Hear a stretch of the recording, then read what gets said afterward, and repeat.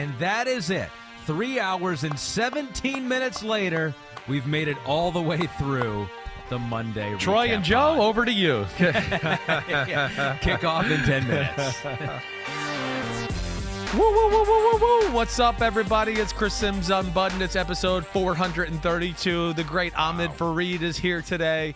He is donning either Michigan colors or Notre Dame colors. Nobody can sport colored pants quite the way Ahmed Fareed can. Wearing gold, maybe mustard yellow. I don't know. Who do you prefer in that matchup, Notre Dame or Michigan? Michigan. You're a Michigan guy. Okay, I just wanted to make for sure. That's unfortunate. Their coach is Jim Harbaugh. It stinks. He's a horrible If he wasn't their coach, though, you would I would love him too. You would love him. I do. It's good to see Michigan in the Final Four here, and it will be good. College football is good when Michigan's good. I'm so excited. Hey, congratulations to you. Hey, thanks a lot. For what? Aaron Judge. Hey, woo! Yeah, thank you very much. See, you know where my heart is. Well done. That was big. That was big news for me. That took some pressure off. I was really like, man, if we lose Aaron Judge, I don't know what I'm going to do for a year. Like, I'm going to be mad at the Yankees for a year. Yeah, they didn't have much. They don't have much offensively outside. I know Stanton's there. But he's had injury issues, right? So, yeah, that was big. That was big. We've had some interesting few days of news and things that have gone on throughout the NFL. My San Francisco Giants timeline is apoplectic. Is that who you wanted now. to get him? So I think it would have been cool. They could use a big name like that. Yeah, they could. They definitely can. They had Bumgarner gone, Posey gone. Yeah, it's kind of funny. You guys are like a good team, or I don't necessarily know many players out there. Yeah, and why are you a fan of them? Just because you work there? I mean, you didn't adopt the 49ers. You didn't adopt the Warriors. A little bit. The Warriors a little bit. Okay. Yeah. Oh, so only the ones that win championships. Exactly. Is what you're telling me. Exactly. All right. So a lot going on in the world of sports. Yes. But a lot going on in the NFL. We have more breaking news. Yep. We'll do the noise again. The Buffalo Bills is some news. You're probably already familiar with that. But this is WTF happened Wednesday. Right. What the F happened. Treasure hunters. This is where we lock Chris in a room. We make him look at film for hours on end. Yep. And so he comes mean. back. He comes back Work with abuse. New insights about some of these games. So we'll talk about those. We took a closer look at Joe Burrow, Patrick Mahomes, Tua, and that game with the 49ers, Brock Purdy. What'd you think of him? Some real good stuff to talk on that are going to, help fill in maybe some blanks of the big pictures in the NFL here. We got the Big Butt of the Week awards. We have the first ever sour rankings. You've heard of power rankings before. This is sour. But what about the fan bases who are feeling sour right now? We got the top 10 for that for the first time. So Requiem for a team, too. We put to rest one more team that I'm very excited to put to rest. Oh, I bet you are, Mr. Undertaker there. Everyone knows I hate the Chicago Bears. You like to dig a deeper hole for the Bears than you do the rest of the league. We're going 16 feet under for the How Chicago dare Bears. he does this, Chicago. Trust me, I'm going to stick up for you here. So we'll get to all of that, but we start with our Treasure Hunters edition with the big play Bengals and the Kansas City Chiefs. So you dug deeper into this one, took a look at the two offenses here. Let's start with the Cincinnati Bengals offense first here, Chris, and we'll start with what I like to call two stats and a lie, because as you often tell me, stats lie, right? You can't just take them for what they are. Can't always do it. You can't do it. No. So I've got three stats here. One of them is a lie. Yeah. And I want you to tell me which one is a lie. This is always pressure right here. First one, Joe Burrow has been sacked at the highest rate in the NFL. Second one, Joe Burrow is top 3 in passing yards. Third one, Joe Burrow is top 3 in touchdown passes. Which two are the truth? Which one is the lie? Wow. Okay. All right. All right. So let me just figure this out. The third one was he's top 3 for touchdown passes. I believe that's true. The second one is, what was the second one? Top 3 in passing yards. Ooh, shit. And the other one has been sacked at the highest rate in the NFL.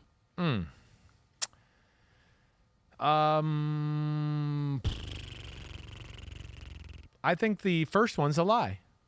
You are absolutely correct. Yeah, Joe Burrow ain't getting sacked. He's too good. He's took it into his own hands, and this is where he's amazing, Ahmed. He literally, like, for weeks with no protection was like getting it out quick, dishing it here and there, and then after the game going, protection was great. My offensive line's the best in football. There's not a better offensive line in football, and he just weathered the storm. And here they are, and that's why he's an awesome leader. So you're right. He has been sacked, though. He has been sacked 34 times. That is 5th most in the NFL. But they also throw the ball quite a bit. They do. And so his rate is actually 17th in the NFL right now. Justin Fields' rate is like 13% of dropbacks. He is sacked. Daniel Jones is second. Then you got Russ, Carson Wentz, Stafford, Tannehill, Mariota, Mac Jones, Baker, Davis Mills. You got a lot of quarterbacks. A lot of quarterbacks. Until you get to Joe Burrow. Well, yeah. And then to me, this is one where the credit goes to the quarterback here. It really does. They've fixed a lot of these issues, and the O-line's been really good the last 2-3 weeks. But, man, before that, yes, like I was saying, it was him, avoiding pressure, getting the ball out at such a quick rate that the pressure couldn't get there even when guys were getting beat. But that's why this is a special player we're talking about. So here. We'll get to Joe Burrow, but let's just start there because you mentioned it, the offensive line. Right. They have been better. Noticeably, you took a look at the film. They are noticeably better? Noticeably better. I mean, and we're seeing here, a little semblance of a run game once again. That's the positive thing. The pass, and legit moved Kansas City off the ball on some runs. It's not just like tricks or, sometimes we get end of the game and you go, whoa, the team rushed for some good stats. And then you're like, oh, well, it was a scramble and a reverse, and that led to the rushing stats, right? No, traditional run game was real. You could see it. They're firing off the ball. The pass protection is mind-blowing. And off of that, the transformation Lyle Collins has made from earlier in the year, because I at one point in the year is going, it's over. Like, he can't play anymore. I don't know. It's like he doesn't even know what to do. Now he's a force, and across the board has gotten much better. And the guy we're going to single out, I want to single out why we're in this conversation, this is why you're leading me down this road here, is the right guard. The right guard, first off, Alex Kappa, the free agent signing from Tampa Bay, he was noticeable in this game because he's one of the only people I've seen that was not overwhelmed or totally outmatched by Chris Jones man-to-man. It's the least I've talked about or written about Chris Jones in a game playing where we watched the Chiefs on film the whole year. So credit to the whole interior part of the offensive line. But Kappa especially has a rare combination of being big and powerful enough to handle Chris Jones. And Chris Jones, usually when guys are big and powerful enough to handle him, then they don't have enough quickness to handle his speed. That's where he's a special player. But Kappa, just enough athleticism to hang in that department too. And, yeah, he deserves a shout-out in this one. Chris Jones only had 5 tackles in the game, no sacks, no quarterback hits. Nope. But if you go over there at Pro Football Focus, they did give him the second highest grade, mainly because of his run defense, I guess. Yeah, I mean, him. He's never – like bad. This is when we're talking Chris Jones, we're kind of just talking about, wait, did he totally f the game up, or did he just have a good game? And this was just a good game. And then that's where he is amazing. We're used to seeing him, and especially Kansas City on the defense, make those 4 or 5 plays every game where, they let up some points and some yards, but you can just count on him making a play somewhere, whether that's a batted pass in the air and it gets intercepted, or a strip sack, or him stripping somebody, a runner going through the hole, and none of that happened in this football game. All right, so let's go to Joe Burrow now, the quarterback leading the charge here, and it was on Football Night in America. I heard you for the first time. You said, Joe Burrow's got to be in the MVP talk. Yes. And then you said it, and guess what? Now I'm starting to read You're seeing everywhere a little bit? Everywhere else. Hey, Joe Burrow, he should be there. Well, and I just mentioned the 2 stats that were truthful. He's second in passing touchdowns to Mahomes. Yes. He is second in passing yards. And you wrote in your notes after taking a closer look at the film that he is officially on the level of Mahomes and Allen. Yes. And I don't take that lightly, but it's official after the last 3-4 weeks of football. I mean, again, he was playing good before that. But we've gotten to another level of, for lack of a cheat code. It's cheat code. It's almost nothing you can do to really stop him anymore. You might contain him. You win a few battles here and there. But it's just he has an answer for everything. His physical gifts have an answer for everything. He's a little different from Mahomes and Allen, where he doesn't do it maybe as much with the natural ability at times, but his natural feel for the game and his instincts are every bit up there with it. And then he plays it more from a traditional standpoint, but there's just no weakness to his game. And then it's just no defense can really confuse him. You can't fluster him with the pass rush. He can escape the pass rush and run. He can move in the pocket and run. He can make wow-level throws. He can make great touch, precision, accuracy throws. It's everything there. And yes, for me, that he is officially on their level. So did the Kansas City Chiefs do enough to try to confuse Joe Burrow? That's the big question, right? And I think that's the thing where going forward, if they play again, they gotta change their approach a little bit. I think that's official. The Chiefs do. The Chiefs do on the defensive side of the ball. Now, Kansas City matches up well with them. We always talk about that. Every team has their kryptonite. This might be Kansas City's kryptonite, this football team right here, for a lot of different reasons. And, Kansas City, traditionally, they like to be aggressive and play man-to-man and maybe blitz a guy, or not blitz, but play the extra guy in the middle for crossers, but in your face, and we're going to make you separate or throw the ball into a tight window, right? Joe Burrow, as we talk about every week, loves that, right? We're always like, all he does is you're one-on-one. Okay, here comes Jamar Chase or T. Higgins, right? He's always looking for that. So that's bad for Kansas City. He has no problem throwing the ball into tight windows to covered receivers that way, right? Then you get into Kansas City is an amazing disguise team, but for the most part, they have all these crazy ways of disguising. You think, it might be man, it might be blitz, it might be man. Oh, boom, they get out. It's cover 2. It's Tampa 2. Oh, whoa, that's a cool way to get to cover 2. But at the end of the day, it always ends up in some sort of cover 2. And to me, that is where it's just not enough for a guy like Burrow. It's like if you did that to Allen or Mahomes, the same thing. It's just not enough. You can't just think, oh, wait, you're not sure what we are at the snap, but as soon as you snap it, okay, we got to it. And, gosh, it's one of those 2 or 3 things we call every play, right? That's what I'm trying to say. So they got comfortable with it, and so it became a game of, wait, is it blitz? Is it man blitz or just regular man? And then, it's some crazy disguise, and it goes to Tampa 2 most of the times, or some version of 2. And my point with that, too, is, 1, it's not enough to trick Joe Burrow. 2, for the most part, with cover 2 defenses, anything with a 2-deep safety, right? There's even the variations. One's a Tampa 2, one's a 2-man, one's a cover 2 where the middle linebacker doesn't drop down the middle like Tampa 2. There's still about 15 plays, 20 plays that work for all those coverages. Even though there's a little nuance in the difference of cover 2, you're not going to be wrong if you call this list of plays that I'd love to tell everybody about one day, right? And that's what they got to. So, wait, if it's blitz or man, I'll find my one-on-one matchup, but we'll call something for one of their versions of cover 2, and just about all versions of cover 2, one of these guys is going to be open over here. And that, to me, was definitely something that jumped out about the football game a little bit. It's just, they're going to need a little more variation of things the next time around. Can they do that? I think they can. Yes, they can.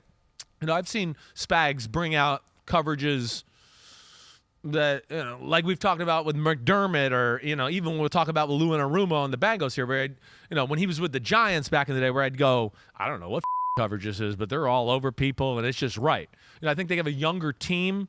They're talented. I don't think they wanted or had to take some of those chances, maybe not in that part of the playbook with some of these young corners and guys like that. But I think if they want to beat Mahomes or Burrow or Josh Allen in the playoffs, I think it's something they're going to have to slowly infuse in their defense here. One more point about the Bengals offense here, and you've been critical in the past about the simple route tree of some of the receivers there, and maybe the movement, not as much of it pre-snap. Yeah. You've said you've seen a little bit more of it here the past few weeks, and you did see a little bit more in the red zone and on third downs, correct? Yeah. In this game? Yeah, definitely. Third down, red zone, both sides of the ball, they're special that way, right? And, they get down there and they find little creative ways to, find ways to get their guys the balls in big moments. And they definitely, compared to the first 3 or 4 weeks, have a more variety of formations.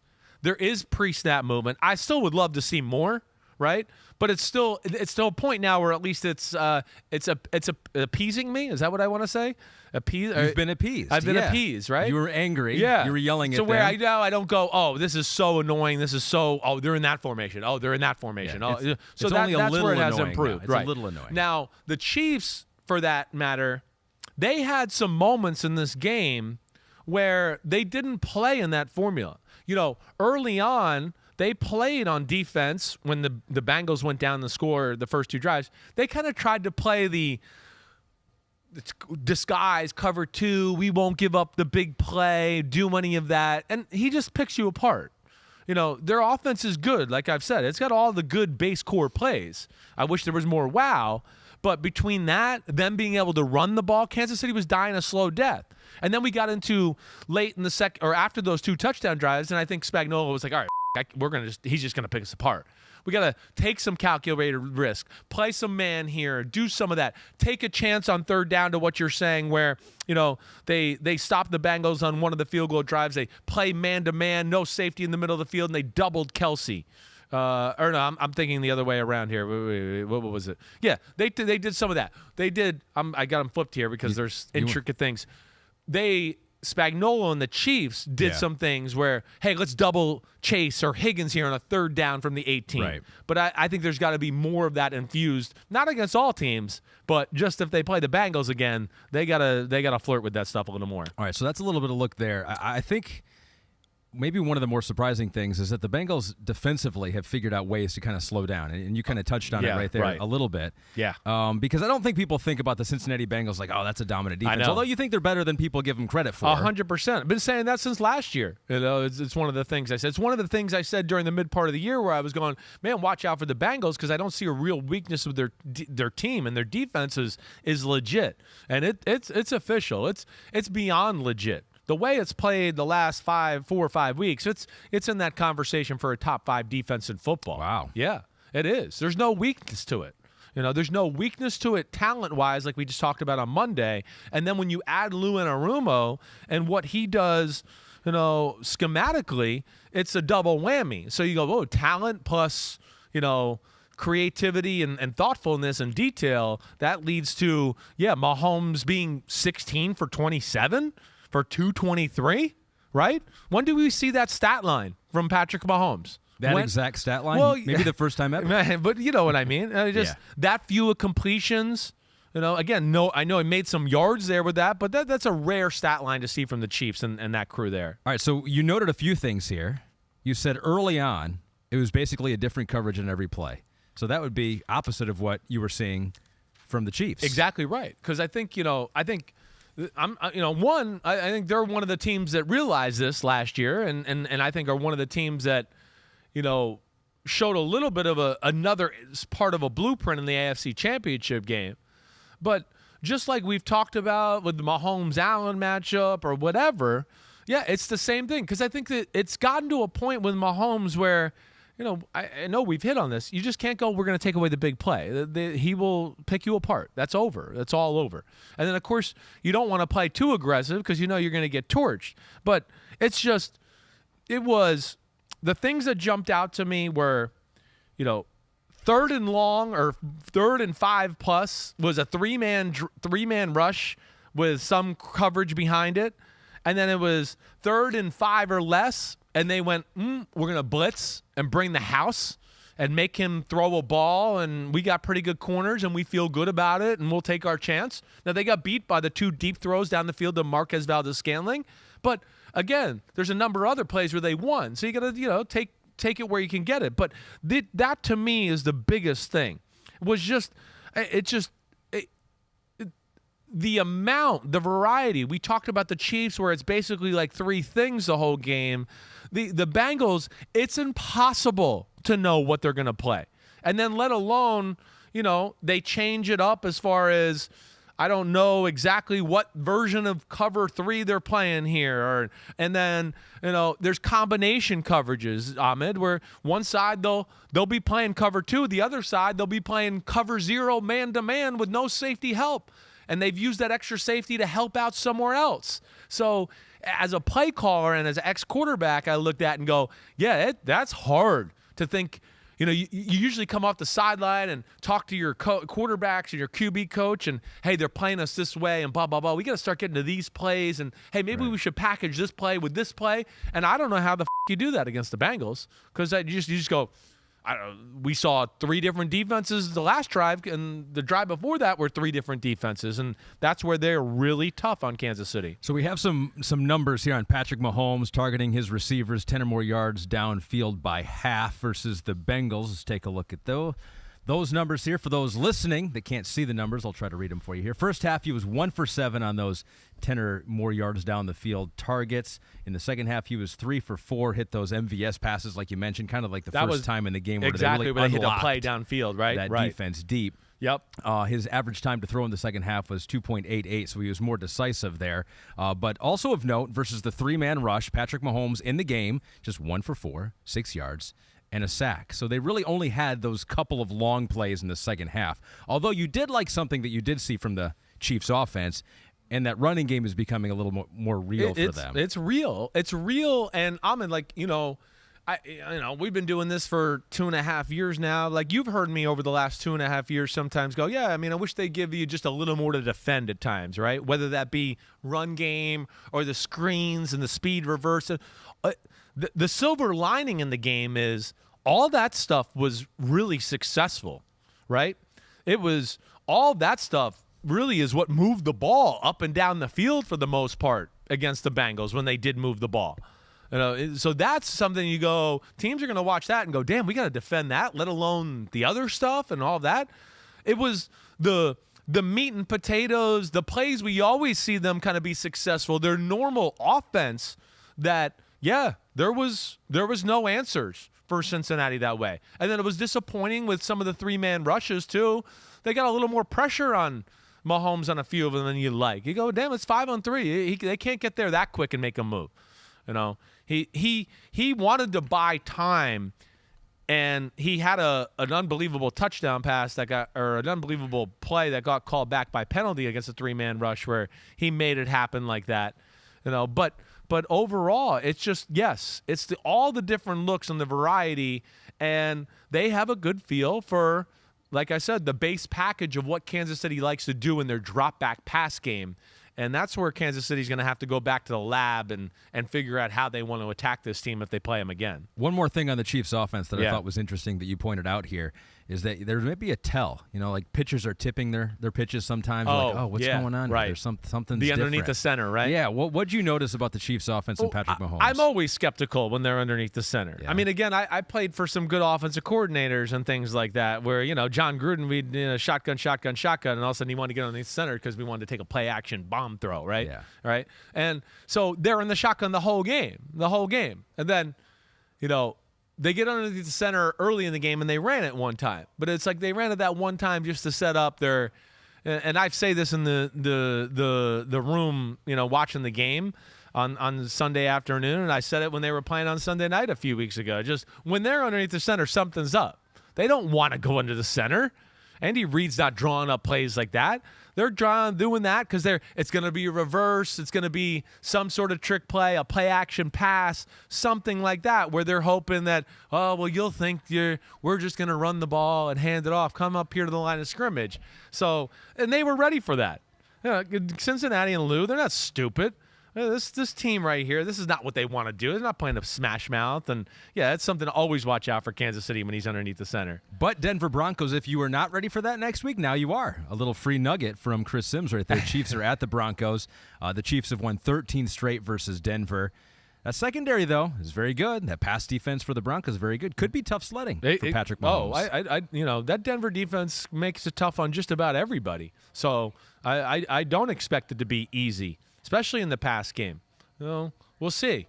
Again, where Kansas City's gotten different here is that it's a legit run game. And I do think with their O-line and what they do, you could see them smash Denver a little bit in the run game, get a little balance going that way.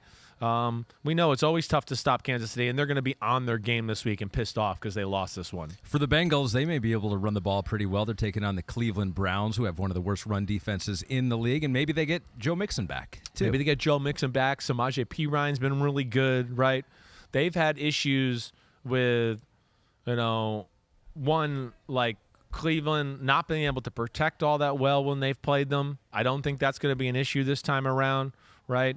And I think the simplicity of their rules of their offense, the Browns, the cover three match, how they pass things off, it fits them. And they're not bad at playing man-to-man when they have to with those corners out there.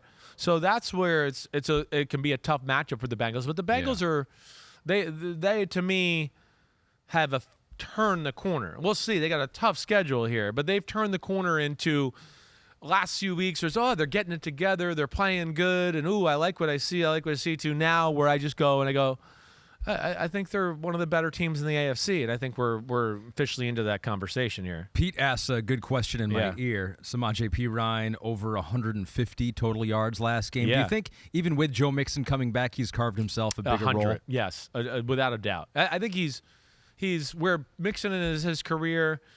I think he's really just about every bit as good. Maybe not quite as fast as Joe Mixon, but there's not much of a let off, And then he's great at all the other things. But you saw the game. I mean, he runs for tough yards.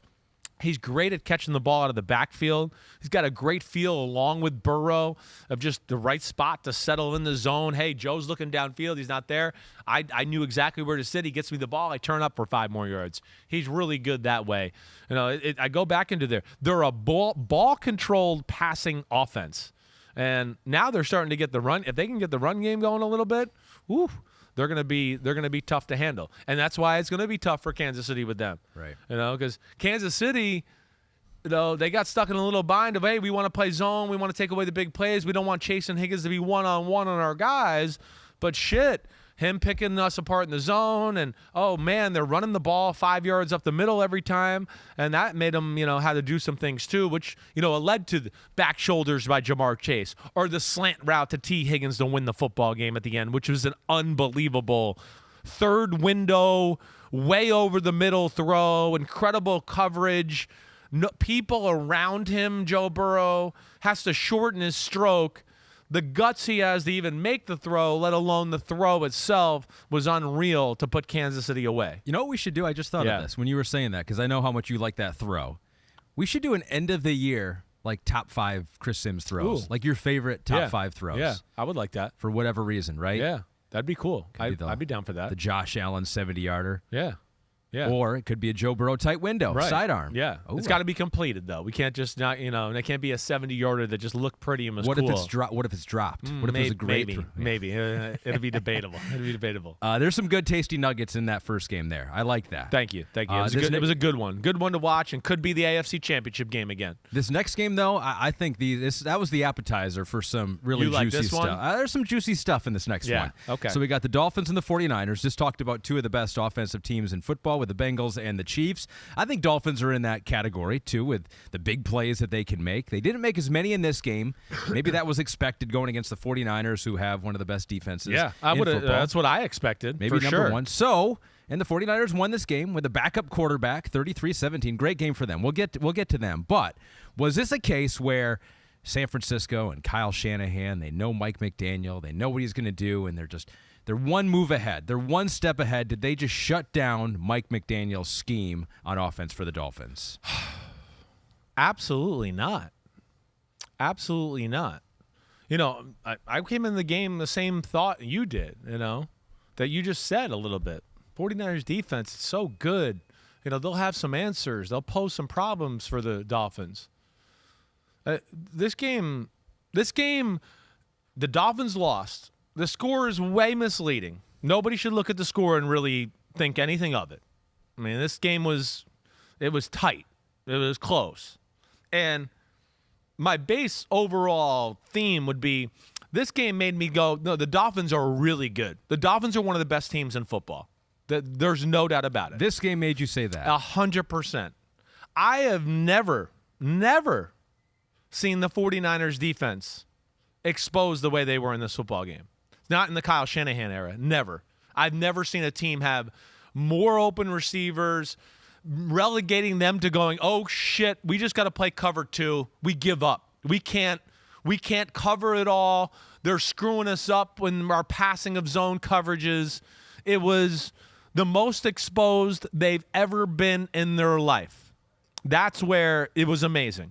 It's going to come in handy for the Miami Dolphins. They lost, yes.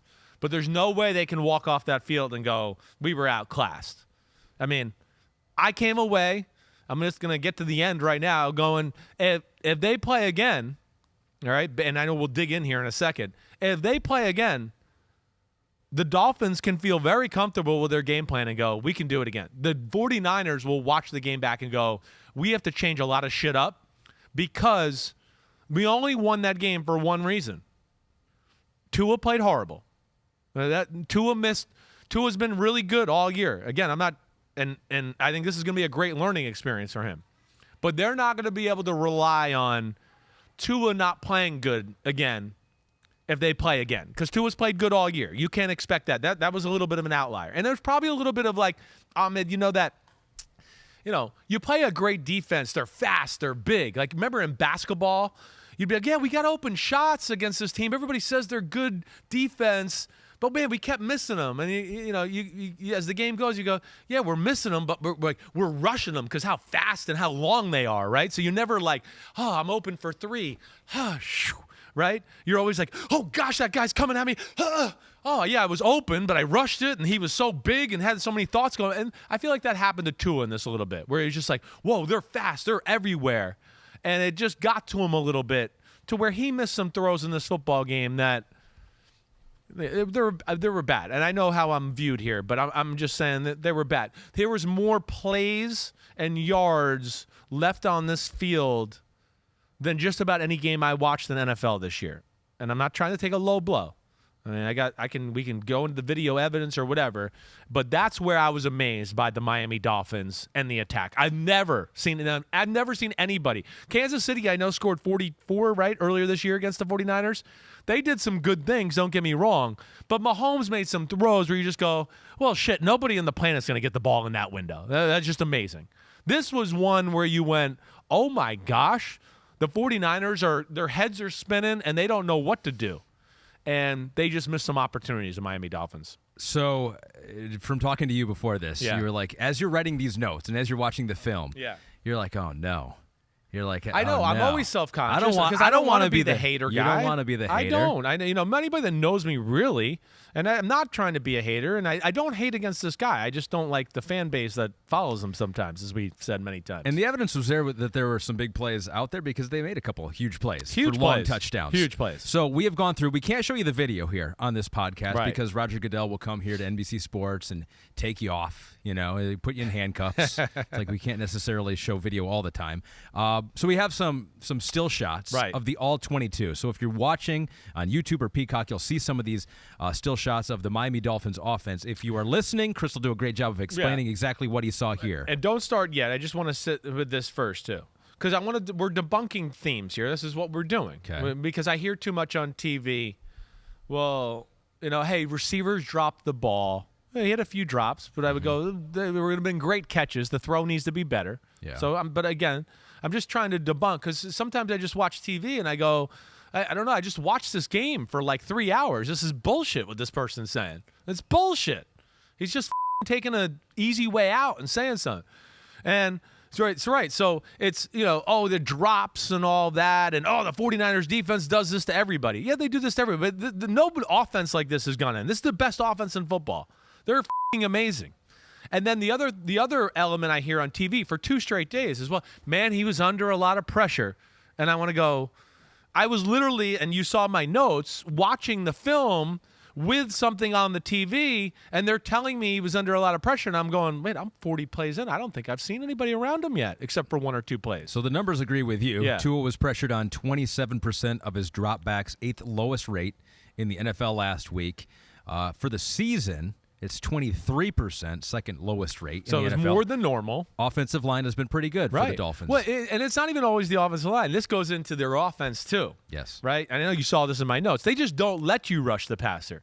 Think about them, everybody out there listening, or if you're watching, all the stuff they got going, and then the RPOs along with it. So here's Tua, and if you're watching me, he gets the ball, and he rides the running back, right, down a little bit as he's going to, am I going to give him the ball, or am I going to pull it, right? So the defensive line goes down the line of scrimmage, we got to stop the run, right? And then he pulls it, and now the defensive line, who's still kind of shuffling down the line of scrimmage, going, wait, we got to stop the zone run with Raheem Mostert.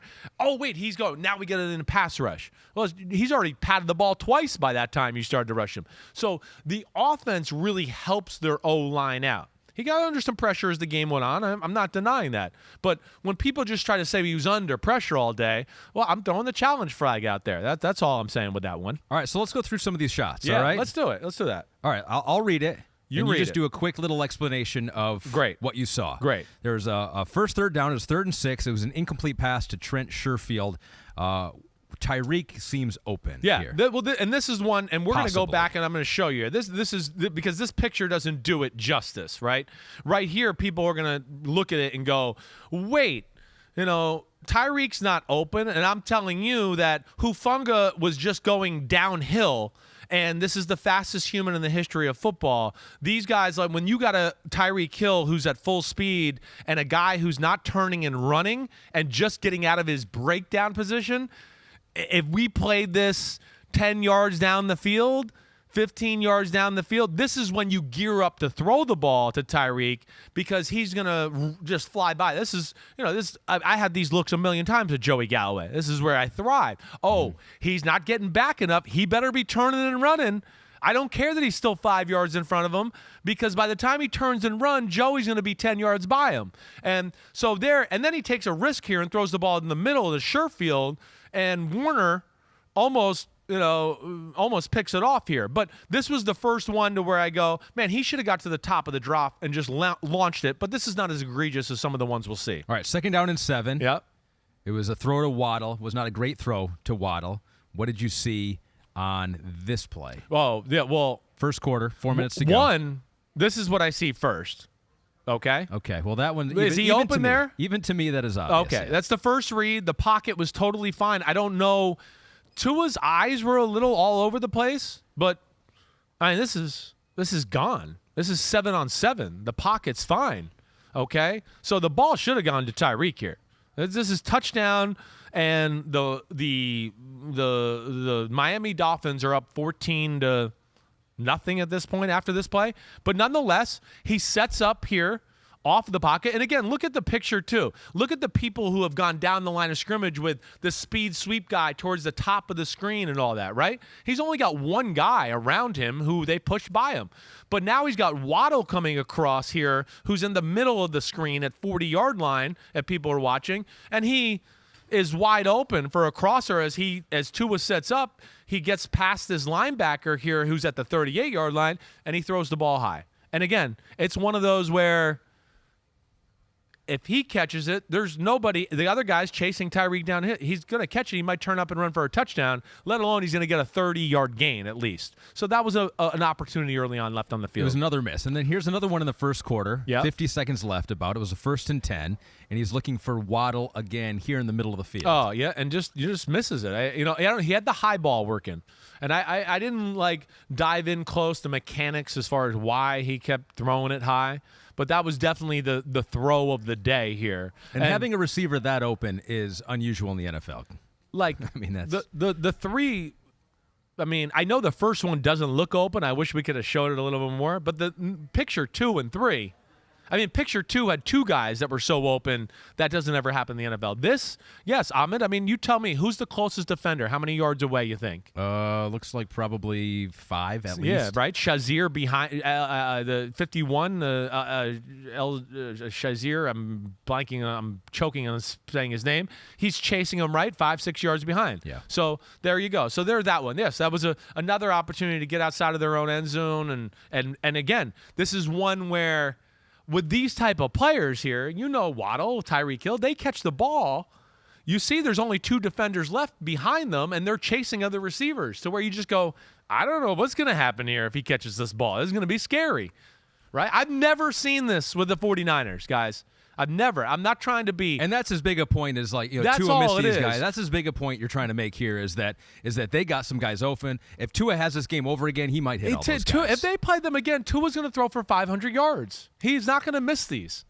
But I think again, it just goes into, hey, it's outdoors, it's the crowd, it's a team that's really good and fast and big, and I just think he was a little uncomfortable and just a little off of his game because of that. Maybe we do one more here to show. I don't know that we need to go through all of them here. Have you seen all the ones that we have here? No, yeah, we got to go through them all. Okay. Keep going. You asshole. All right, fine. We'll go quick. through them all. We won't go long. All right, second quarter. This is an easy one. I mean, it's just a deep out route. It was you a 1st and 10. Here. He was going to Waddle here. Right. Throws it out of bounds. He's got him. It should be a 20-yard gain on the out route. Doesn't get it. Either way, misses it. Okay, here's one. The wheel route up the sideline. To Jeff Wilson. Right. This is 8 minutes into the second quarter. Right. I mean, look at 57 Greenlaw. He was playing deep, but again, like a little bit like the first picture, he's caught flat-footed. And he was like, wait, he's going to keep going? And he's gone. It's gone. It's touchdown.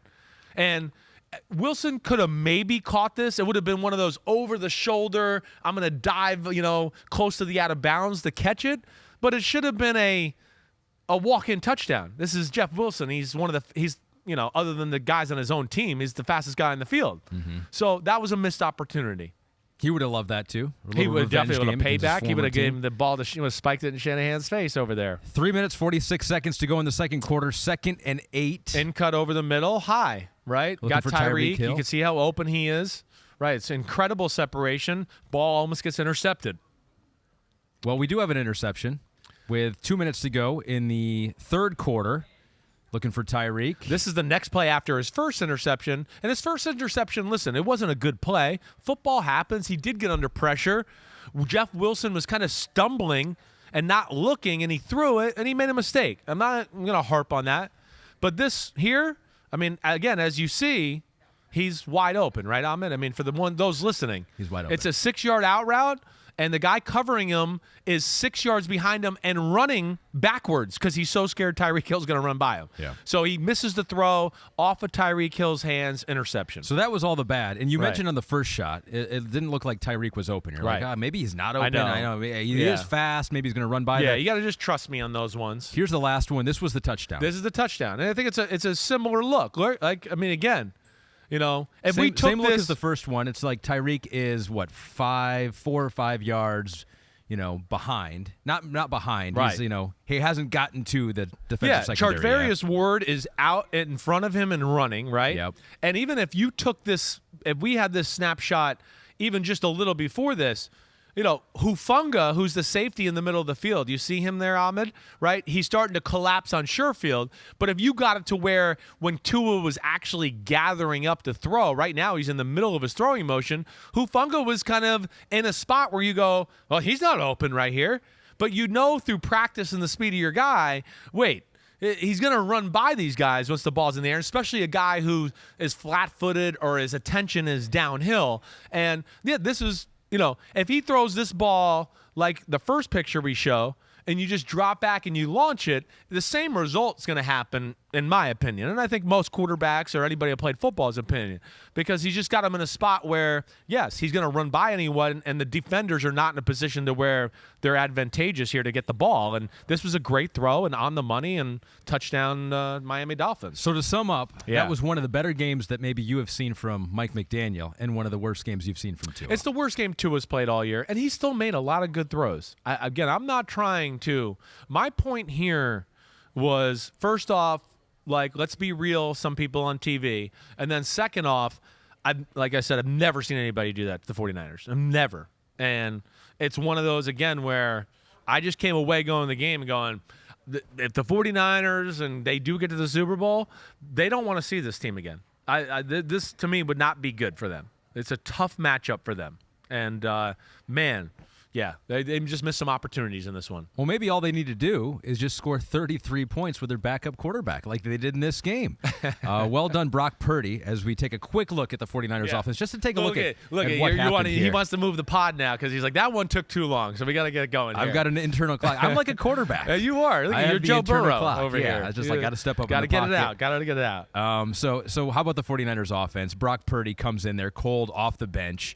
Per NFL research, he is the first Mr. Irrelevant to ever throw a forward pass in a regular season NFL game. That's amazing. He is the first one ever to do that. And not only did he do that, he did it very well. Mr. Irrelevant's usually like, a fullback. Yeah. Or like, some special teams guy that works hard and goes 110% on the field. Yeah, I wonder how many quarterbacks have been drafted with that final I bet you it's not many. I bet you it wouldn't be many. Yeah. Usually you took a quarterback already because we need another quarterback, right? So you don't wait till let me see the last pick of the draft if somebody's hanging around. So there are some people that say they're like, man, he looked as good as Trey Lance has ever looked out there. It's just, fair, unfair, whatever. But then there are other people that are like, man, he looked just as good as Jimmy Garoppolo. Yeah, I'm not going to go that far. He made some really high-level plays. And just like we said on Monday, this circumstance that he was in, and it's mind-boggling. I don't know. I don't know if I can imagine being thrown in there as a rookie. And then to do it against this defense, where, again, this defense – they match up with them better than a lot of teams. Again, because it's a little bit like we've talked about, they can play man-to-man. And so now, like the play action and those little throws over the middle that Shanahan's so good off of play action, they don't hold as much merit because Xavier Howard's there. He doesn't care about the run fake, right?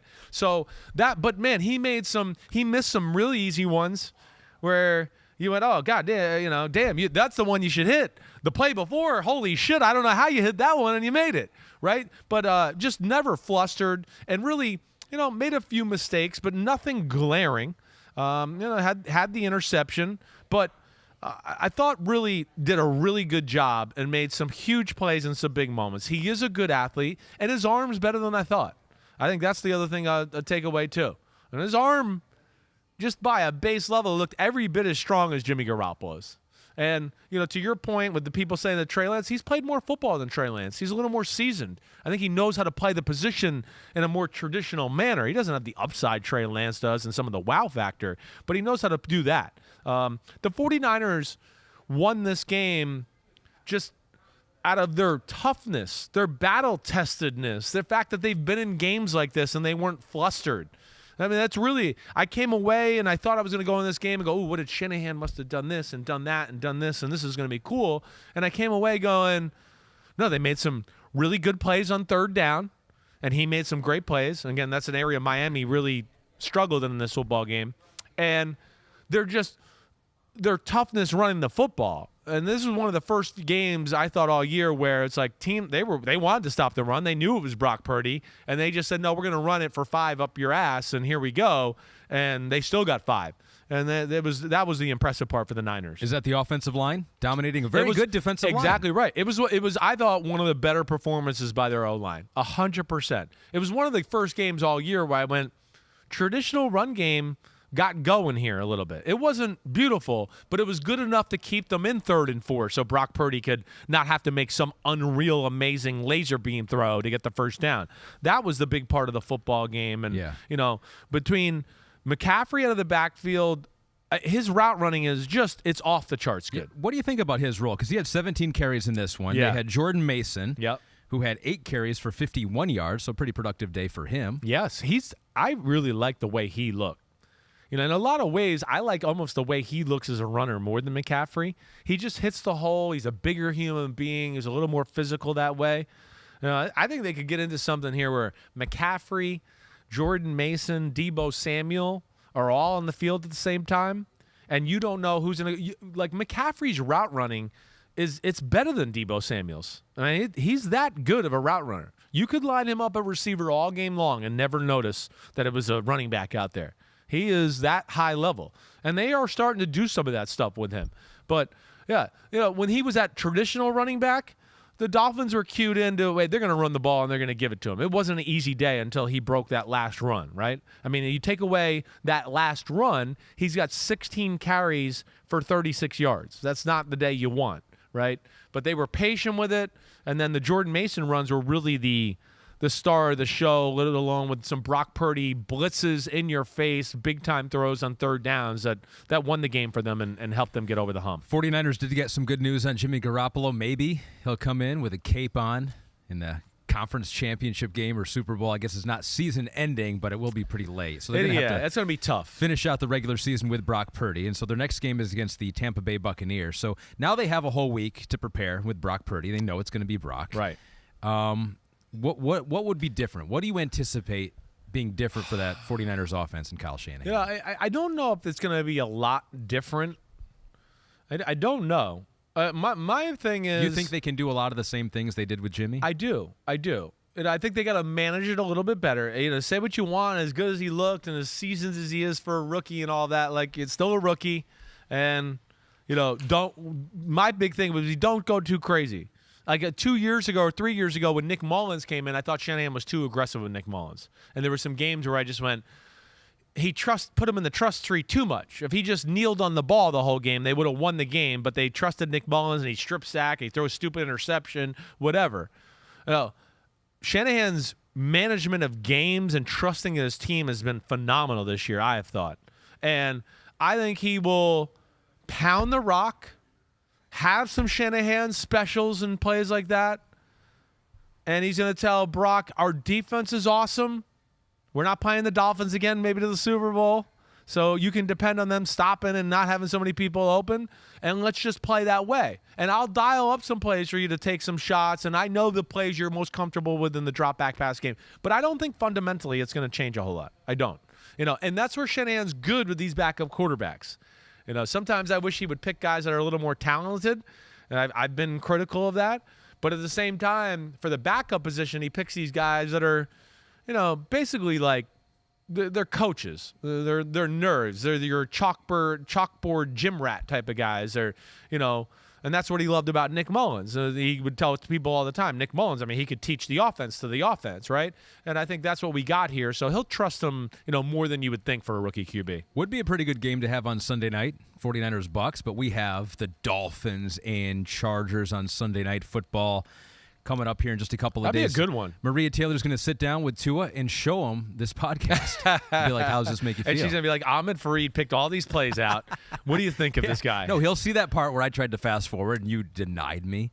So you said at the end of Sunday's postgame that you think that the LA Chargers defense matches up well with Miami. Oh, okay. After watching the tape here. Well, I know. Nobody matches up that easily with them. I do. As I've said, and we talked about this a few weeks ago, the Chargers were built to stop passing. They're built to stop the Chiefs. Yeah. And the passing. They're built to play pass defense football. And, of course, we know they got a pretty good pass rush. They don't stop the run all that well. And this is not a great Dolphins running football team. And Staley's smart. And Staley, we saw a few weeks ago, he did a pretty good job again. He knows some of the Shanahan system tricks there. So I don't think he's going to be totally outclassed here by the X's and O's. And that's where I do think it. And then here's the other aspect too. I love Miami's defense. They let up plays. I know that. But they keep pressure on you and they make you earn it. And that was really the difference in the game. Yeah. The 49ers took advantage of every little opportunity they had and the Dolphins left some on the field. But where this game will be interesting with Miami is, one, you're gonna blitz and get everybody up at the line of scrimmage and man to man. The Chargers are I wish more aggressive downfield and taking shots, but they're well coached. They're gonna know how to pick up the blitz, and he's pretty scary against the blitz because he just stands there and you're blitzing me, I'll throw it over you. I don't care. I'm Justin Herbert. I'm Megatron, and then. They have the system plays, too, that I think, to where I think they could be a little bit more of a pain in the ass for the Dolphins than maybe. I don't even know what the spread is, but I'm guessing the Dolphins are favored by 7, 6.5, something like that would be my guess. By the way, one note here, 9 quarterbacks have been Mr. Irrelevant in the past. Pete found this. Most recently, Chad Kelly in 2017. Chad was shit. I didn't know that. Chandler Harnish in 2012. Oh. Chandler Harnish. Never threw a forward pass. I was going to say, I can't. I remember Chandler Harnish. I can't remember where he went, but does that Chad mean they Kelly, threw backwards passes? Maybe could have laterals. Yeah, did some toss pitch handoffs. Could have done that. Dolphins are 3-point favorites. Well, okay. Maybe Vegas knows what I know. That it's they match up a little bit better with them than people would think. I would imagine a pretty high over-under here. Could be an offensive explosion if the Dolphins can get guys open like that. It's 52 points, says Pete. If they can get guys open like that against the 49ers, probably can do it against any team out there. A 49ers team that has Nick Bosa, which brings us to the BetMGM Defensive Player of the Year odds here. This is interesting. So the favorite right now is Micah Parsons. Yep. He's at -500, so overwhelming favorite, according to BetMGM. Nick Bosa currently, who had 3 sacks in this game. Right? He had 3 sacks in the game, yeah, did he? He had 3, you're right. Plus 250. Right. That's interesting. So it's not only about who you think's going to win, but who gives you the best value. If you had $1 to put on either of those 2 players right now, Definitely. Micah Parsons or Nick Bosa, who would you put it on? I'm going with Bosa. I think it's a real race this year. This is real. And then Bosa, what did Bosa miss? 3 games? Yeah. He's 3 games and he's got 14.5 sacks. And I know I don't know. I'd love to see how many pass rushes each of them got compared to each other. Because, Micah does play stand-up linebacker. But this is where, I'm a little – I don't always just go by, oh, my gosh, like you heard me last year with T.J. Watt. I did not think T.J. Watt should be the NFL Defensive MVP. Awesome. Don't get me wrong. It was awesome. But it was a huge sack accumulation in like 3 games where he had like 12 sacks in a 3-game span. We were talking about Micah Parsons every week last year. I feel more like that Nick Bosa this year than I do like Micah Parsons. I feel like we've been on here every Monday and a 49er fan's been like, how about a damn okay for Nick Bosa, right? Yeah. I mean, almost every game he's played in. And every game he's played in, I feel like we've come away going, man, Nick Bosa, holy shit, is he just everywhere? So, just my eye, I would want to say Bosa's in the lead for me a little bit right now, but he's not the fan favorite and the media favorite quite yet. We know Micah Parsons is that guy. He doesn't play for the Cowboys. That's the reason there. Right. Pete says Nick Bosa only missed 1 game. Oh, it was only 1. Year. I don't know why. He might have got 2 or 3 early in the other game. Yeah, maybe I don't he know. did. Maybe he did. But just missed 1 game, so came back pretty quick here. The action never stops at BetMGM. You can sign up now using the bonus code SIMS. Your first wager is risk-free up to $1,000, Chris. So say you bet $100 on Nick Bosa to win the Defensive Player of the Year award, Ahmed. Okay. If you win, you'll get $250. But if you lose, you will still get $100 worth of free bets. Simply download the BetMGM app today or go to BetMGM.com. Enter bonus code SIMS to make your first wager risk-free up to $1,000. So this is a perfect time to transition to our Big Butt of the Week award winners here. And for the first time ever, we're making history on the pod. So Pete said that he sat down and got some music, some background music. Oh, I thought you were going to say like he actually like looked at butts and studied he did them. some research. No, we have a theme song. Okay. For the first time ever, we're going to have a theme song. Yeah, Pete said it took him a couple of hours on the couch. Yeah. Tooling around with editing software and theme music. So I haven't heard this. You haven't heard this. No, but you're not. He's very proud of this, though. So we'll see. We'll see where this goes. I don't know if anyone's heard it.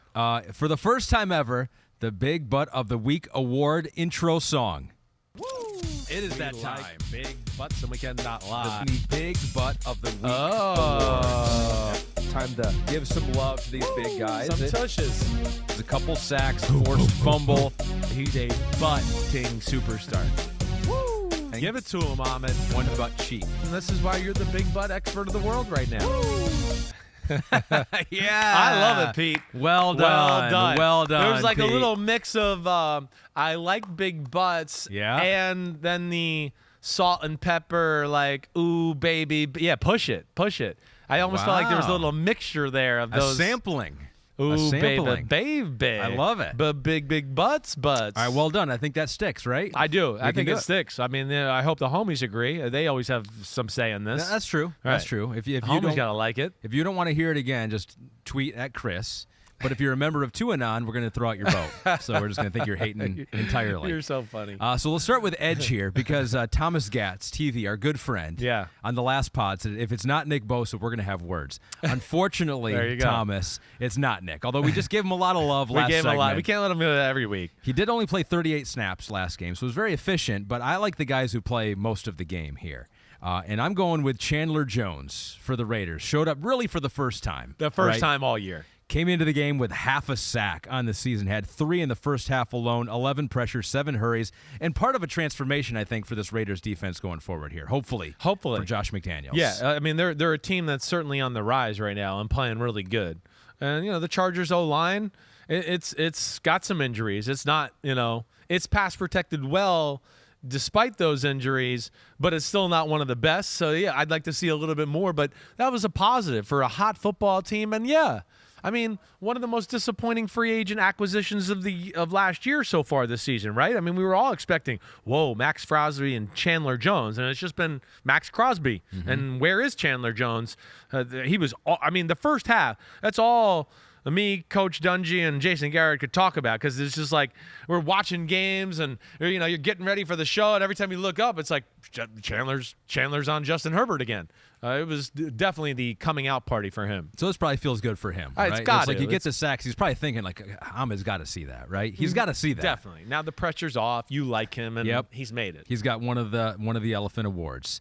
Defensive tackle, Big Butt of the Week, goes to a Miami Dolphin. Mm-hmm. Christian Wilkins played 76 snaps. I love that for defensive tackle. Tied for the second most among tackles this week. 11 tackles. He was credited with 10 stops in the run game. He was all over the field for the Miami Dolphins. This is the second time he's won the award, is it not? I feel like you picked him one time. Maybe I'm wrong. Did I pick him before? I think so. I was trying. He deserves to be picked again. He's phenomenal. Christian Wilkins might have been a 2-time award winner. Congratulations, Chris. He's phenomenal, and he stands out when you watch the game. He's first off. I mean, you said it. The 76 snaps is impressive. Yes. He can two-gap, so he can hold big people up and just do this. He's the best hustling defensive tackle in football. I've never seen a big like him involved in more wide receiver screens down the field or, the running back toss sweep. And what Christian Wilkins is the guy that pushed him out of bounds 6 yards down the field, 40 yards from where he lined up. He's a phenomenal football player, and he's somebody they're going to have to pay. It's getting to that time, and he's going to get a ransom. If you did win it for the second time, Christian, congratulations. Right, now you got one on each butt. On the second win. So there it is. Chandler Jones for the first time. We know that for sure. And possibly Christian Wilkins for the second time. There's your Big Butt of the Week award. Elephant Trophy. It will be mailed to you very, very soon. Yeah, you can see a little crack in Christian Wilkins' butt right there. Yeah, there it is. Little upper crack area there. He could be the trophy in the future. He could be. Moving on to a team that's filled with big butts. Holy shit. It's been that way for the past few years. The Philadelphia Eagles took out the Tennessee Titans. And let's start there, because I think that's an interesting place to start. You took a look at this film a little bit deeper, and just the physicality of Philadelphia versus the physicality or the size of Tennessee. What'd you see? Man, the Eagles are good. Man, they're good. I don't know what else to say. This is a game that they definitely were ready for. I think the last few weeks they've kind of hit a lull in their year. They played some teams that, matched up against them pretty well. I thought Tennessee matched up with them pretty well. I think it was a team that probably got their attention preparing for them during the week. But the first thing is like, you said it right. I turn on the film, and I always think of Tennessee as, one of the bigger physical teams out there. They looked like they had kids on their team compared to the Eagles at times, where I'm going, just the Eagles O-line. Are they just going to push all four Titans defensive players down the field at the same time and just have a party? So just a look test sometimes is just, I'm amazed by it. And it popped off the screen. There was a definite visual difference between Tennessee and Philadelphia that, again, I haven't seen those two teams in person, that I did not expect to see on film. So that was the first thing. Then the second thing is Jalen Hurts I think it's Jalen Hurts' best game of his career. I think so. Because, it was more than just, I know he made big plays, but it was more than just hey, one-on-one jump ball and all that. Man, there was a lot of big-time high-level reads, and there was some infused throws in there where I've said, hey, I'd like to see him throw into these windows and be more consistent with this, and that's one of the things I'd like to see from him. There was more of that.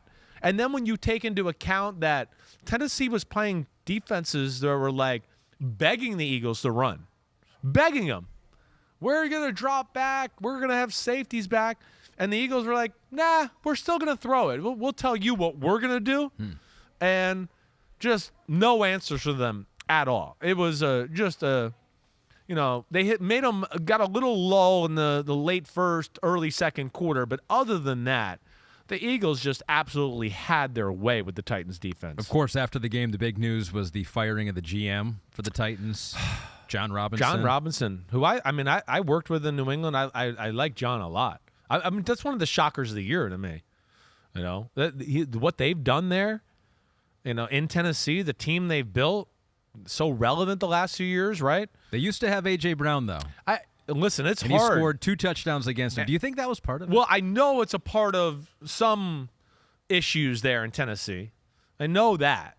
And everybody does. Everybody knows Vrabel. Anybody that you talk to in the NFL who knows somebody knows that Vrabel was not happy about A.J. Brown being traded. He did not want that. So what I don't know is how much they butted heads over that issue. And then, to me, this has to be more than this isn't like they showed up at the office on Monday and they were like, did you see what A.J. Brown did to us? You're fired. This is something that is definitely boiling, percolating, whatever you want to talk about. It has to be. And to me, the Eagles game was just the jump off, not only between A.J. Brown, but there's a part of me that wonders the same thing I started off the comment with, that like Mike Vrabel might have been like, hey, owner, look at those guys during pregame. Look at their team. Do you think our team looks like that team? I could see that happening too. So I don't know where it is, and we'll get it here. But I do know that was, yes, a contentious point, right? Yeah. Is that the right way to say that? Yeah. As far as A.J. Brown, and we've shown that GIF just a few weeks ago, right? With, when they trade him, Vrabel had to get up and walk around the room and crick his neck 7 times because he was like, I can't believe we freaking traded that guy. We traded who did we trade? Yeah. Huh? He's going. That's the perfect formula. I want to run the ball and I want to throw it deep. Run the ball with King Henry, throw it deep to A.J. Brown. Yeah. That was taken away from him. And Vrabel doing that knew that people would see that too, and that's part of it too. Well, he probably wanted to make it known. Yeah, want to know. Well, just before the draft, he vouched for A.J. Brown and said, as long as I'm here, A.J. Brown will be here. That's true. So that's another reason to get up and go, I didn't make this trade. Yeah. Yeah. And that's I got to think it's some of that all together. And here it is. Way to go, Pete and Kristen and everybody. But there it is. Gabby. Way to go, Gabby. I mean, yeah, that's a walk away of, I kind of want to beat the crap out of my GM sitting next to me, but I'll walk away and just shake my head and take a deep breath. Yeah. Well, one of those touchdowns was a play that you thought was pass interference. So maybe if that doesn't happen, if it's called offensive pass interference, maybe he's still around They here. probably would have still thrown a touchdown the next play the way this game was. That is true. Here's the thing that really got Tennessee. They tried to play quarters coverage. Quarters coverage is like, there's only a few teams that can really play it good, and I'll be quick here because I know we're getting long. But I want to, quarters coverage is the coverage you play to go, we kind of want to take away the run and the pass. We kind of want both, right? And not everybody knows always how to beat it or attack it. And that's not the case with the Eagles. The Eagles are smart and go, teams are going to want to play us in quarters because they're going to want to stop the run because the safeties don't really have to be responsible for the deep part of the field, but they're back there. So you go, oh, well, we don't want to throw a post route because the safety's back there, right? We don't want to do that. They're back there. So let's call another play. So they kind of scare you out of those plays. But then as soon as you're getting ready to say set hut, they're allowed to come downhill and they're not worried about behind them. They have taught Jalen Hurts how to read that coverage, and they have taught him to, when you see that coverage, we're going to have some things built in to just screw it over. And like his first touchdown pass to Devontae Smith, that was a great one. That was a great job of him recognizing it because they kind of disguised it and they did a good job. But he recognized how they were going to play it, and boom. So it goes into our old narrative of Philadelphia has an answer for everything. And that's where, again, it's going to take some special defense to really, or them being on an off day to stop them. Yeah, can they do this? Can they win like this in the future? Because you were like, when it's, push comes to shove in the playoffs. Yeah, it's giving me more and more confidence. Can Jalen Hurts beat a team with his arm? Yeah, I think I'm getting there. I am. And again, I don't know if it's ever going to have to get to the point of where it got to that Buccaneers game last year. I don't know if there's a team that really is this year's Buccaneers where I'd go, ooh, I think that's one team the Eagles might not actually be able to run on. I don't know if there is that team. So, because of that too, I don't know if he's ever going to really have to throw into some of the coverage we talk about the Bengals playing against Mahomes and all that. Because there's just too much other stuff to worry about. So he played great. He really did. And, they're great. There's nothing else you can say about it. You will probably not be picking the Giants this week, even though you love the Giants. Yeah. No, this is tough. The Giants aren't even that good at stopping the run. And now you got to worry about that. And then, we don't have shutdown corners, and Wink wants to play man-to-man. You can't play man against these guys. It's too hard. They're too good. They really are. It's great players, great play design, great job knowing all the details, and they execute. And because of that, that's hard to beat right there. 11-1. Only one team has done it. And who knows? Maybe they will not lose in the playoffs, and they will get Nick Sirianni on their shoulders, and there will be a new statue out there in Philadelphia along with Doug Peterson and Nick Foles. Yeah, they might be building statues for the next few years the way this thing looks right now. So 2 more games to talk about here, and they're going to be quarterbacks that we're going to take a little bit closer look at. 2 former backup quarterbacks who are now the starting quarterback for their team. One is a little more temporary maybe than the other. We'll start with the one that may be permanent. Yeah. The Jets offense had some good moments against the Vikings. Yeah. They lost 27-22, but we want to take a closer look at Mike White because we did that last week, his first start last week, and then you were sick. I wanted to avoid the talk. You couldn't do it. You couldn't bring yourself to talk about a quarterback. I wish I would have been Zach last Wilson. week. He played great last week. The game couldn't have been easier for him last week. That's why I was saying. Okay, well, that's a compliment then followed with kind Well, of like it's a backhanded I'm compliment. just saying that's why I didn't believe in that they should have benched Zach Wilson. That was a game to get him back on track. He played great last week. He took advantage of everything that was there to be had. It's not his fault that the Bears had a bunch of guys that we never heard of playing defense, and that's not. And he played very good in this football game as well. He certainly played good enough for them to win the game. There's some things that they could change. And the Vikings just won situational football. I think that's where you break it down. That's where I'd get into it. The Jets were not good on third downs, and they made no plays in the red zone in the past game. That was really, if you want to boil it down. And I think that maybe they gave up on the run a little too much. They had some runs early on in the game that got called back for penalties, and they were kind of like, forget it. And I thought that was maybe one area that they dropped the ball in. But I'm not going to sit here and say I like the way Mike White looks. I don't agree with that decision still. I'm not going to back away from that. But I'm certainly not negative on Mike White and what he did, and I like a lot of the things they did. I think the Jets as a team kind of messed this game up a little bit, and you can kind of place blame in all areas of this one. That's going to be the fascinating thing, right? Yeah. Is like what does the future hold for the Jets, right? And of course, you're right in the middle of it this year. You're a playoff team right now. You're 7-5. Who knows if you'll be able to stick in the playoff picture that's here? Be a big thing. But that's the question, right? Are there things that and you've said the ceiling is higher for Zach Wilson, and I don't know. I guess that you could argue with that, but a lot of teams thought he was deserving of a top pick in the NFL draft. Yeah. And so what are some of the things that maybe Zach Wilson could have done differently in this game, or are there not many at this point in young Zach Wilson's career? There's not many. There's not many. I think there's one area where I would go Zach might have been better than Mike White. Zach, his arm is special, so it's dangerous in the red zone. He can throw. That's where, we see great quarterbacks are great in the red zone because they can make throws that the other guys can't. So that and his mobility definitely makes him a little more dangerous when they get down in the red zone area and that, right? Playing the game and the position the way, I'm not ready to tell you that Zach Wilson is any better than Mike White in that. Absolutely not. He can definitely make some plays with his legs and his arm, though, that Mike White cannot. And, Mike White just a little off in some situations during the game. That was probably the biggest thing, especially in the first half. He did miss some throws. Some of the red zone area where they had to settle for field goals. Settling for the field goals was the problem of the day, right? The first field goal, he has a third down. He's got Conklin over the middle. He throws it behind Conklin. Yeah, you'd like Conklin to catch it. The quarterback coach is also saying, hey, that's not a good ball. You got to throw it out in front of him, put him where he can catch it. He's a big tight end. He can't be reaching back there like that in that crowd of people. Second field goal, it was just before the half. Third field goal, they're down there close. He makes the wrong read and a bad throw. He throws to Wilson on a slot out route. He's got Elijah Moore coming underneath. It's going to be a first down. It's going to be first and goal inside the 10. They have to kick the field goal. Penalties were the reason for the fourth field goal. And then fifth field goal, defense is good. Vikings batted the ball down on third down. So their inability on third downs and to smash it in the end zone on a consistent basis really were the game. And it's just amazing because it's another game where I go, I don't think the Vikings were the better team on the field.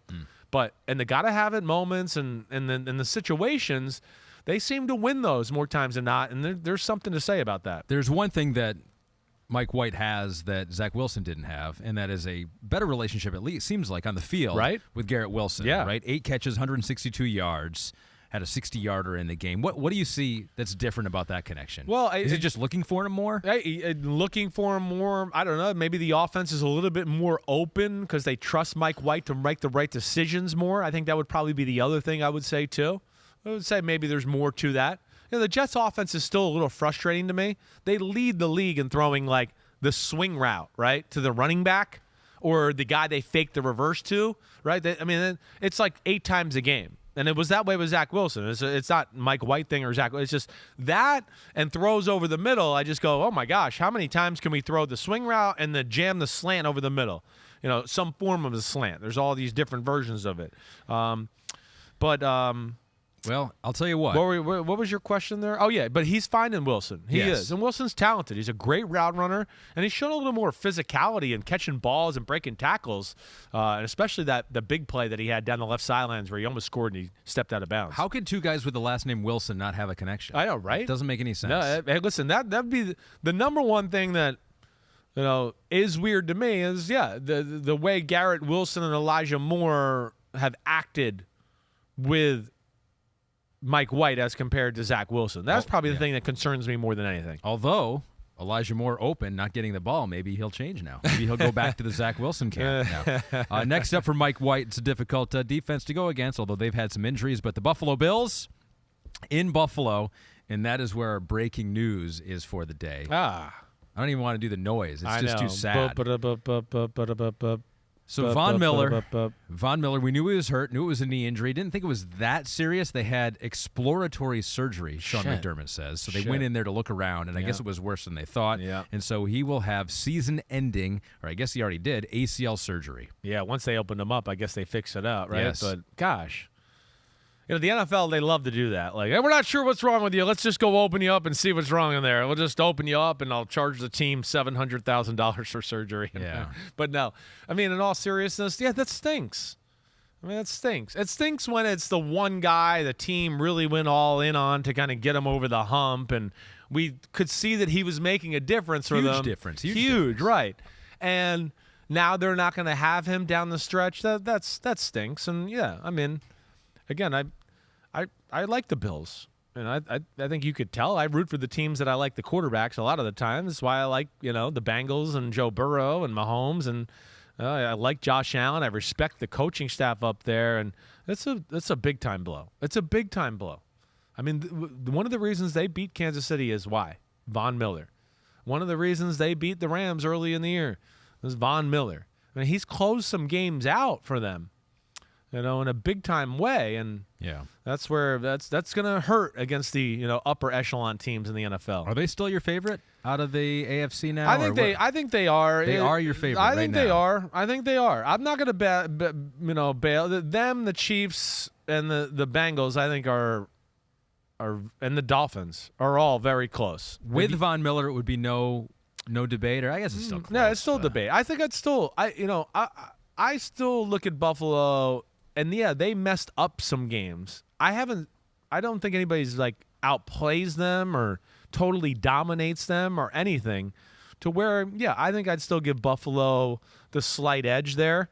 But as you could tell, Cincinnati changed my mind to push them up a little bit, and Miami definitely changed my mind to where I thought, hey, this is a fun team. They're cool and they're dangerous. To now I go, shit, Miami can win the Super Bowl. They can go to the Super Bowl. They can win it. They can play with anybody. There's no doubt.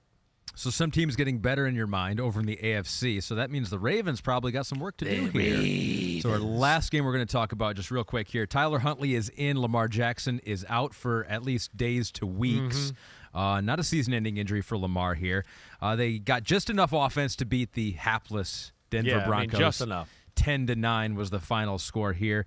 What you take away from Tyler Huntley? He's come in before. He's been serviceable, which seems like not a good thing to say about a quarterback, right? But when you're a backup quarterback, it's exactly what you want to be. Entrusted to keep a team in the playoff hunt. That's exactly what Tyler Huntley did. Led a game-winning drive at the end of the game. A closer look on Tyler Huntley. What'd you notice? Just just a guy that you first off you said it. You could trust him. And he really knows the offense. He knows where to go with the football. He plays it by the book a little bit more than Lamar does, right? Lamar, I will say, even before he got hurt, he wasn't playing well. He definitely missed the throw, missed some guys where I'd go, "Ooh, you should throw this right here." Not that it was bad, and it wasn't a ton of plays, but it was looking like it was going, "Oh man, is he a little off today?" Or maybe he's not seeing the field all that great because he didn't get to practice all week. He's been missing some practices. But the one thing with him is, he threw the interception. That one was a bad one to Justin Simmons along the sideline. But other than that, man, decisions, getting the ball out of his hands quickly, putting the ball right where he needed to. He does make some plays with his legs. And again, as we've discussed a lot of times, it's a really good defense in Denver. And they, run game not there, as we've discussed. And their pass game doesn't jump off the screen to you as far as, scary or dangerous or overly creative, as we've discussed a lot. But it's still got a lot of the good basics, and he was great that way. I mean, that was a tough, way to hang in there type of game for a quarterback to win that game against that defense and drive down, 91 yards, 16 plays? Yep. Yeah. I mean, it wasn't like they got him wide open in the middle of the field. It was like, oh, I got to get between those guys. Oh, man, I don't know what coverage this is. Oh, wait, he's got a spot in the zone. Boom, I'll get it there. Oh, crap, nobody's open. I'll scramble for 6. I mean, that's how he played. That's how they went down the field there. And I'm making those noises because nothing was easy. Nothing was just there for him to have and be like, oh, there goes this guy wide open, and we got an easy 50-yard gain. He knows the offense. He's a good football player. And to me, he looks like he is, as I've always said, one of the best backups in football, if not a guy that has the potential to be a starter for a team if he gets to play more and show himself. It was one of those drives at the end of the game where if it had been Lamar, people might have gone, wow, that's why you pay Lamar. That's why you pay him. You're right. For drives just like that. But it's like, oh no, it was Tyler Huntley. Go, oh, don't pay him. Well, the scramble at the end, and then the little scramble where he threw it to Kenyon Drake down the left sideline that got him real close. Those are special plays. That was good stuff. Really was. So yeah, way to go. It was good for him, and they'll weather the storm. But they gotta get their run game going, like I've talked about. Yeah, they definitely do, and they gotta find another legit option in the pass game. It can't just be Mark Andrews all the time. Ravens at Steelers next. Huntley played against them last year, Week 18, had 141 passing yards, had 72 yards on the ground, a couple interceptions, so not a great game for him last time, but no. Well, you're right. There was the last game of the year. It was not good. Hey, Pittsburgh. They're gonna pose some problems for them. Again, it's those division matchups are always scary, Ahmed, because it's just the knowledge. The rule. We know the rules of Greg Roman's offense. We know when they get in this formation, they like to do these type of things. We know when we line up in this, they want to do this to us. And that's where divisional games can be scary, especially when it's bright defensive minds like Mike Tomlin and Brian Flores over there coming up with game plans. So that's it. Those are all the nuggets you're going to get. Boom. Treasure Hunters edition You're is rich closed. with football knowledge. So now we're deep into the pod. So this is where we try out new segments, right? Just if they don't hit, maybe people didn't hear it. Yeah. They didn't go that far. Right. And so for the first time ever, we've had a lot of firsts on this pod. The first song ever, that was a hit. This is the first ever Sour Rankings. So we've heard about power rankings, right? Right. And hopefully this sticks, and then we can find a theme song for this too. Everyone does power rankings. Right. It's like, we think this team's the best, da-da-da-da. No one does sour rankings. So here's the idea of the sour rankings. And we were talking about this with one of the teams specifically a couple weeks ago. These are the teams where the fan bases feel the worst. This is like not the team has the worst record, not necessarily, but just like if you're a fan of this team, I feel sorry for you because this is you are feeling terrible right now. So I got the 10. I will go 10-1 here real quick, all right? Yep. So number 10 is the Rams. They sit at 3-9 right now.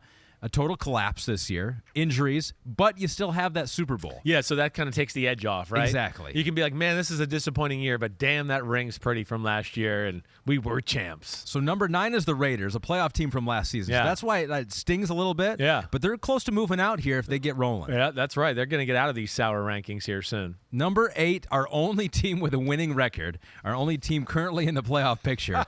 We have the Jets at 7-5 because they're just a generally miserable fan base anyway. You're noticing this too, living up in the area. You're starting to realize it a little. And I think they're most comfortable here anyway. So I don't think they really want to even move out of the sour rankings. But I do think they're here because whenever you have concerns with your franchise quarterback, right? And they're not going to be able to fool themselves that Mike White necessarily is the answer. Yeah. I think that puts you kind of in a sour mood. I hear you. Definitely. Yes. It's funny. It's a funny fan base. I've never seen a more disgruntled group over being 7-5 and exceeding expectations ever. So even more miserable though is the Carolina Panthers. They're currently at 4-8. They're number 7 here, but the reason they're not higher, they got some talent on defense. They do. I think you have some. They got things some to bright look forward spots to look forward to there. You're right. I mean, Brian Burns, JC Horn.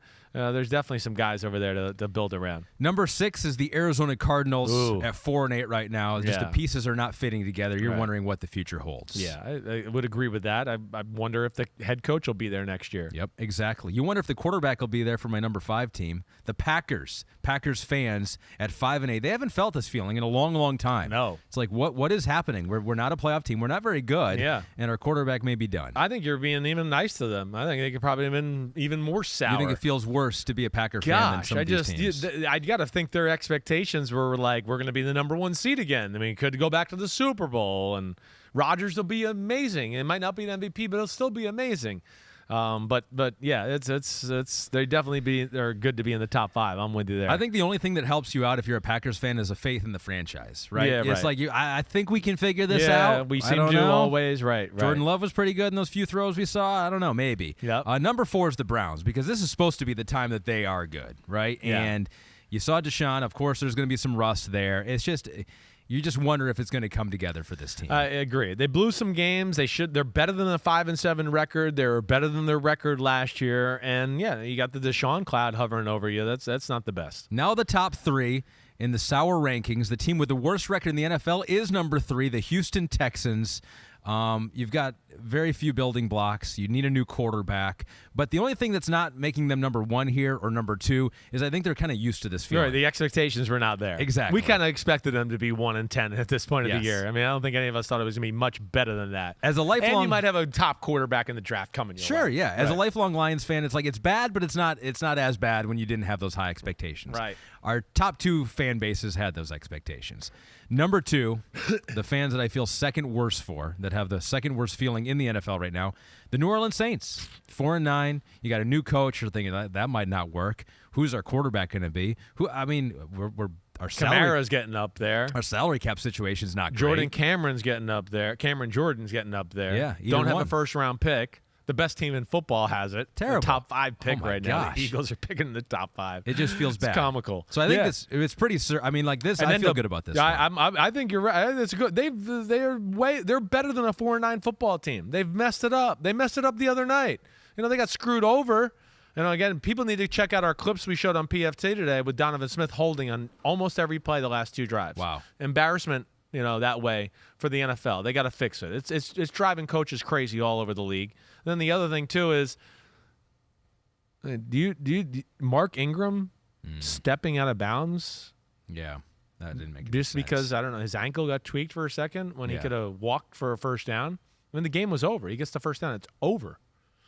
And they don't get the first down, and they give Brady the ball back, and that's history. They got to be sick. Feels bad. Yeah. They're knocking on the door of number 1, but Yeah, number 1 is pretty the strong. number though. 1 sourest fan base out there, the It's pretty Denver strong. Broncos. Yeah. I mean, you had such high expectations coming into the year. Yeah. New quarterback, franchise quarterback, new coach. Aaron Rodgers loves him. And here you are, 3-9. I'm with you there. We knew their defense was good. We're going, man, Russell's got weapons. This is going to work. Nathaniel Hackett, the offense from Green Bay, and he's got a pretty good track record. Yet nobody saw this coming.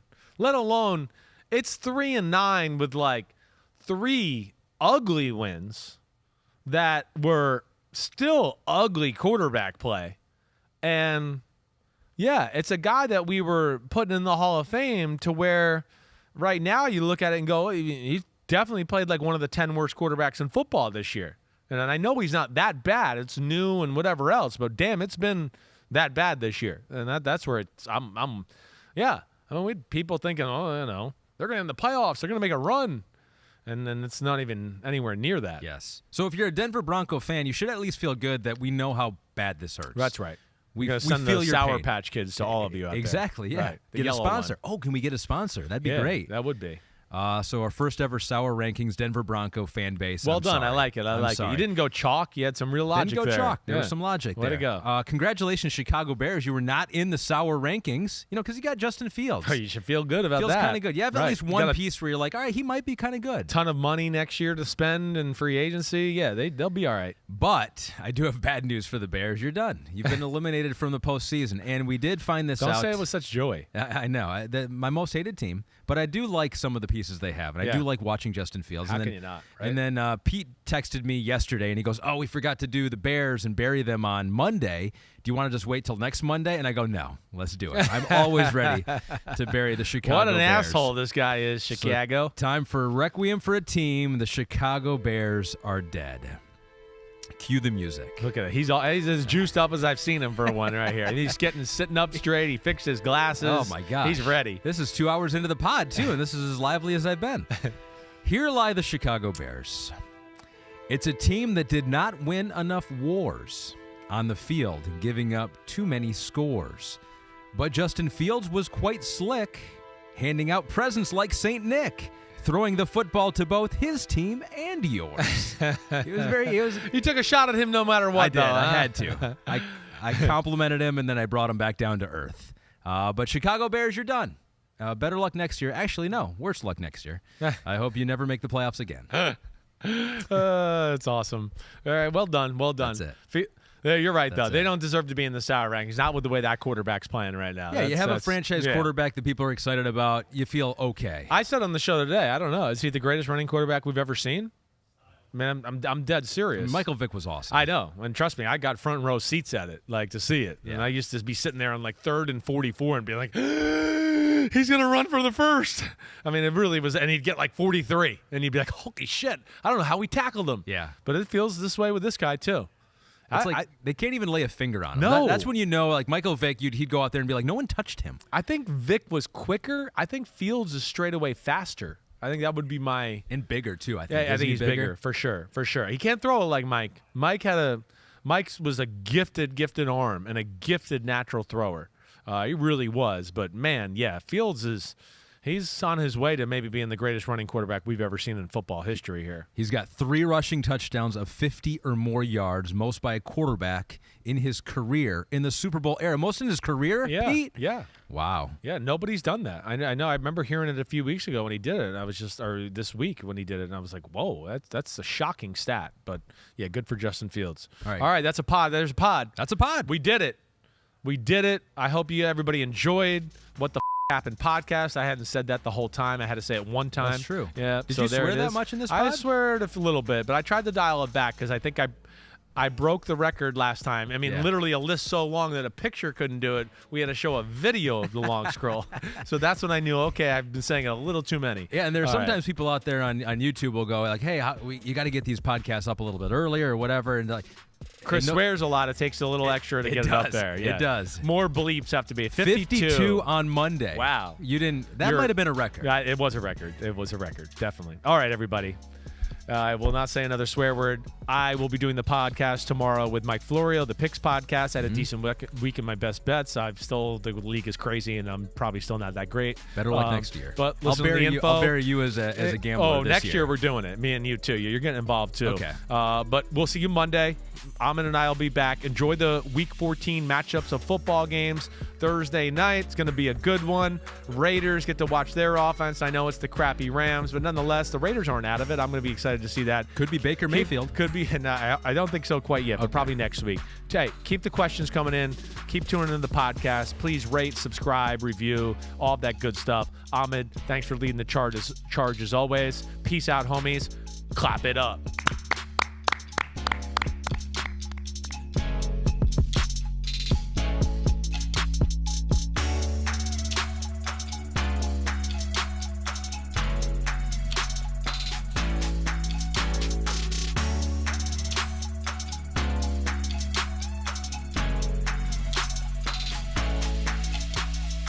Thanks for watching, homies. Hit subscribe to see all my Unbuttoned videos. You get to see me, Ahmed Fareed, all the big player breakdowns, game breakdowns, player interviews, and my film analysis. So please subscribe. Chris Sims Unbuttoned. Peace out.